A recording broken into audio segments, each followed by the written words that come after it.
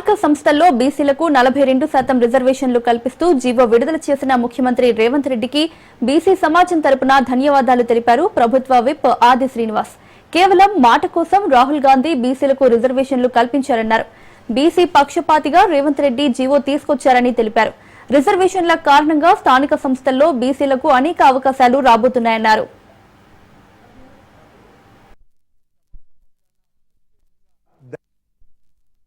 స్థానిక సంస్థల ఎన్నికల్లో 42% బీసీలకు రిజర్వేషన్ కల్పిస్తూ జీవో తీసుకొచ్చినటువంటి తెలంగాణ రాష్ట్ర ముఖ్యమంత్రి గౌరవనీయులు శ్రీ రేవంత్ రెడ్డి గారికి బీసీ సమాజం పక్షాన ప్రత్యేకంగా ధన్యవాదాలు తెలియజేస్తా ఉన్నాను. బీసీ బిడ్డ కాకున్నప్పటికీ రేవంత్ రెడ్డి గారి తపన, రాహుల్ గాంధీ గారు భారత్ జోడో యాత్రలో ఇచ్చినటువంటి పిలుపు మేరకు బీసీ కులగణన జరిపి 56% పైన ఉన్నదని లెక్క పక్కాగా తేల్చి రాష్ట్ర శాసనసభలో కూడా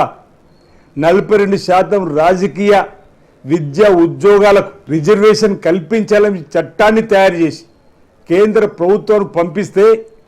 కేంద్ర ప్రభుత్వం బీసీల పక్షాన నిలబడకుండా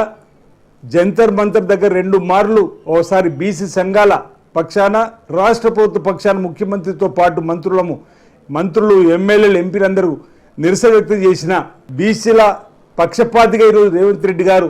నిలిచిందనేది ఈ జీవో ప్రత్యేకంగా తీసుకొని వచ్చినటువంటి సందర్భంలో మనకు తెలిసినటువంటి అంశంగా నేను భావిస్తూ 2018 పంచాయతీరాజ్ చట్టాన్ని కూడా సవరిస్తూ ఆర్డినెన్స్ను గౌరవ ముఖ్యమంత్రి గారి నాయకత్వంలో క్యాబినెట్ తీసుకొని వచ్చి